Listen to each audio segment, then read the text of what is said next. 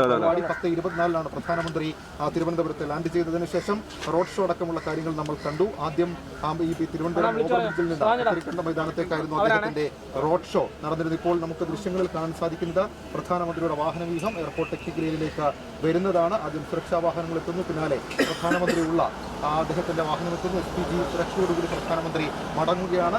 ഏറിപ്പോയാൽ ഒരു 2.25 മണിക്കൂർ മാത്രം സമയം കേരളത്തിൽ ചെലവഴിച്ച ശേഷം പ്രധാനമന്ത്രി നരേന്ദ്രമോദി മടങ്ങുന്നതാണ്. ഇപ്പോൾ അദ്ദേഹത്തിന്റെ വാഹനം നമുക്ക് ദൃശ്യങ്ങളിൽ കാണാൻ സാധിക്കും.